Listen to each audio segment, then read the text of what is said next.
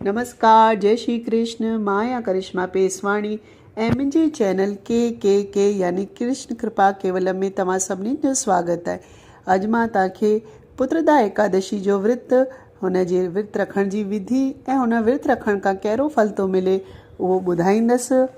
पोइ महीने जी साई रातुनि यानी चंड खां पोइ पवण वारी एकादशी पुत्रदा एकादशी चइबी आहे। हिन ॾींहुं विधि पूर्वक विर्त करण वारे खे पुट रतन जी प्राप्ति थींदी आहे, यानी विर्त पुण्य फलदायी ऐं पुट ॾियण वारो आहे।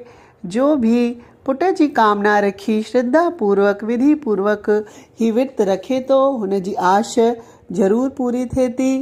ही विर्त कीअं रखिजे? 11 जे ॾींहुं विर्त रखण वारो सुबुह जो जल्दी उथी भगवान नारायण जे अॻियां विर्त जो संकल्प करे। पद्म पुराण जे अनुसार भगवान नारायण ई हिन तिथि जा अधिदेवता आहिनि, त हिन ॾींहुं सुबुह जो भगवान नारायण जी धूप दीप सां पूजा कजे। फलनि में नारेल जो फल, लीमो, आंवला, बेर, लौंग ऐं अंब सां भगवान नारायण जी पूजा कजे ऐं रात्रि में भगवान नारायण जे अॻियां जागरण कजे ऐं दीपदान कजे। जागरण करण वारे जो पुण्य 1000 सालनि ताईं तपस्या करण वारे खां बि मथे आहे। सॼी त्रिलोकी में बि हिन खां वॾी का तिथि कान्हे ऐं ॿिए ॾींहुं साॻियो ॿारस ते विधि पूर्वक विर्त छोड़िजे। हाणे मां तव्हांखे हिन जी कथा ॿुधायां थी। पुत्रदा एकादशी जी कथा हिन प्रकार आहे। पूर्व काल जी ॻाल्हि आहे। भद्रावतीपुरीअ में राजा सुकेतुमान पंहिंजी राणी चंपा सां गॾु राज कंदो हो। राजा तमामु ई धर्मात्मा हो ऐं पुण्य जा कर्म कंदो रहंदो हो। राजा खे ॾाढे समय ताईं को बि पुत्र न प्राप्त थियो। हिन करे ॿई ज़ाल मुड़ुस सदा चिंता में दुखी रहंदा हुआ। राजा जा पित्र हुन जे ॾिनल पाणीअ खे रोई रोई करे पीअंदा हुआ। राजा खां पोइ केरु असांखे तर्पण कंदो, इहो सोचे करे राजा जा पित्र बि दुखी रहंदा हुआ। हिकु ॾींहुं राजा घोड़े ते सवार थी हिकु गहरे जंगल में वियो। हुते हिरन ऐं पशु पक्षियुनि सां सेवित हुन घने जंगल में राजा घुमण लॻो। रस्ते में किथे सियारनि जी ॿोली पई ॿुधण अचेसि त किथे उल्लुनि जी। जिते किथे भालू ऐं हिरन हुनखे नज़र अचनि पिया। हिन प्रकार घुमी घुमी करे राजा जंगल जी शोभा पियो ॾिसे। हेतिरे में ई मंझंदि थी वई। राजा खे बुख ऐं प्यास सताइण लॻी। हू पाणीअ जी खोज में हिते हुते भटकण लॻो ऐं कहिड़े पुण्य जे प्रभाव सां हुनखे हुते हिकु उत्तम सरोवर ॾिसण आयो, जंहिंजे पासे मुनिनि जा तमामु आश्रम हुआ। राजा हुननि आश्रम खे ॾिठो ऐं हुन ई महिल ई ख़ुशख़बरी ॾियण वारा शगुन थियण लॻा। राजा जो ॾाओ अखि ऐं ॾाओ हथु फड़कण लॻो, जो उत्तम फल जी सूचना पियो ॾे। सरोवर जे किनारे ॾाढा मुनि वेठा हुआ जो वेद पाठ पिया कनि। हुननि खे ॾिसी राजा खे तमामु हर्ष थियो। उहो घोड़े मां लही करे मुनिनि जे अॻियां बीह रहियो ऐं हुननि खे हिकु हिकु खे अलॻि अलॻि वंदना करे दंडवत प्रणाम कई।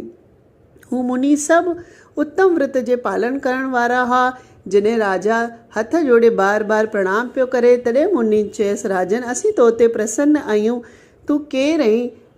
तॾहिं राजा चयो कि तव्हां केरु आहियो, तव्हांजो नालो छा आहे ऐं तव्हां सभु मुनि हिते छो एकत्रित थिया आहियो, मूंखे ॿुधायो। मुनिनि चयो, राजा, असां हिते सनान लाइ आया आहियूं। मांग जो महीनो इझो त अची रहियो आहे। अॼु खां 5 ॾींहं मांग जा सनान शुरू थी वेंदा ऐं अॼु पुत्रदा नामक एकादशी आहे, जो विर्त रखण वारे मनुष्य खे पुत्र ॾींदी आहे। राजा चयो, हे मुनियो, अगरि तव्हां मूं ते प्रसन्न आहियो त मूंखे बि पुटु ॾियो, छो त मूंखे पुटु कोन्हे। मुनिनि चयो, राजन, अॼु पुत्रदा नामक एकादशी आहे, जा ॾाढी प्रसिद्ध आहे। अॼु अगरि तुम हिन उत्तम व्रत जो पालन कंदे त भगवान केशव जे प्रसाद सां तोखे पुटु ज़रूरु थींदो। भगवान श्री कृष्ण युधिष्ठिर खे चवनि था कि हे युधिष्ठिर, हिन प्रकार मुनिनि जे चवण मूजिबि राजा हुन विर्त जो पालन कयो आहे ऐं हुननि जे चवण मूजिबि विधि पूर्वक एकादशीअ जो अनुष्ठान कयो अथई। पोइ 12 जे ॾींहुं विर्त छोड़े मुनिनि जे चरणनि में बार बार मस्तक झुकाए राजा पंहिंजे घर हली आयो आहे।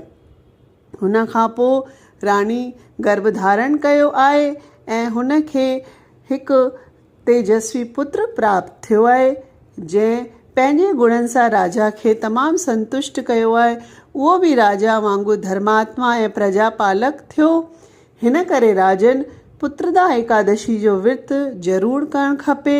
मां तोखे हिन जे हित जी कथा ॿुधाई आहे। जो बि एकाग्र चित्र थी करे पुत्रदा एकादशी जो विर्त करे थो हू हिन संसार में पुट पाए मृत्यु खां पोइ स्वर्गामी थिए थो। हिन जे महात्म खे बि पढ़णु ॿुधण वारो अग्निष्टोम यज्ञ जो फल मिले थो। त इहा हुई असांजी पुत्रदा एकादशी जी कथा। तव्हांखे कीअं लॻी कमेंट करे ज़रूरु ॿुधाईंदा। अगरि तव्हां मुंहिंजे चैनल ते पहिरीं दफ़ा आया आहियो त मुंहिंजे चैनल खे सब्सक्राइब कंदा। पासे में बेल आइकॉन आहे हुन खे प्रेस कजो।